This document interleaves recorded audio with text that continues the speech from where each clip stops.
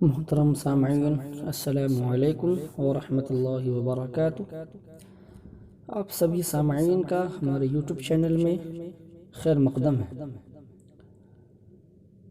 علماء سے بغض رکھنے پر 4 قسم کی عذاب۔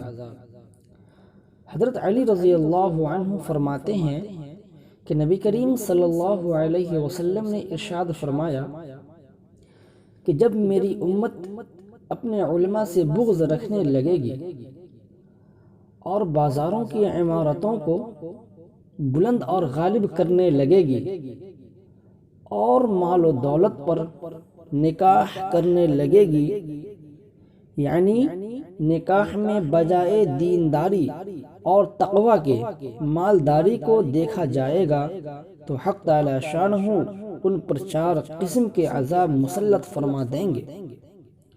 نمبر 1، قحط سالی ہو جائے گی۔ نمبر 2، بادشاہ کے طرف سے مظالم ہونے لگیں گے۔ نمبر 3، حکام خیانت کرنے لگیں گے۔ نمبر 4، دشمنوں کے پیدر پہ حملے ہوں گے۔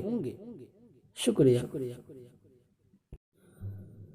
اللہ تعالی ہمیں بھی علماء کی قدر کرنے کی توفیق عطا فرمائے۔ دوستو، اگر آپ کو یہ بات اچھی لگے تو آپ فوراً اس ویڈیو کو شیئر کریں تاکہ ہر مسلمان تک یہ ویڈیو پہنچ جائے اور وہ بھی علماء کی قدر کرنے لگے۔ شکریہ۔